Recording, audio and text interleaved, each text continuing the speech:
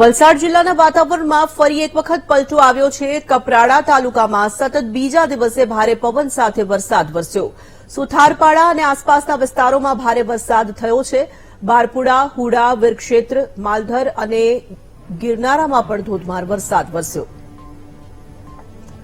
સંવાદદાતા માનવ ઠાકોર જોડાયા છે ફોનલાઈન પર। માનવ, વલસાડ જિલ્લાના વાતાવરણમાં ફરી એક વખત આજે પલટો આવ્યો છે। ક્યાં ક્યાં વરસાદના સમાચાર મળી રહ્યા છે? જી ચોરસ, જે રીતે વલસાડ જિલ્લામાં જે રીતે ડુંગરાળ વિસ્તાર છે અને બોર્ડરના જે વિસ્તાર છે, આ જે વિસ્તાર છે એ બોર્ડર વિસ્તાર છે અને ત્યાં ગઈકાલે પણ ભારે એટલે કે ભારે પવન હતો અને કેટલાક વિસ્તારમાં કરા પડ્યા હતા। નોંધપાત્ર વરસાદ નથી પડ્યો, પરંતુ જે રીતે બપોર બાદ જે ગરમી પડે છે અને ત્યારબાદ જે સાંજે જે વરસાદ પડે છે, ભારે પવન સાથે વરસાદ પડે છે, તેના કારણે ખેડૂતોની ચિંતામાં વધારો થયો છે।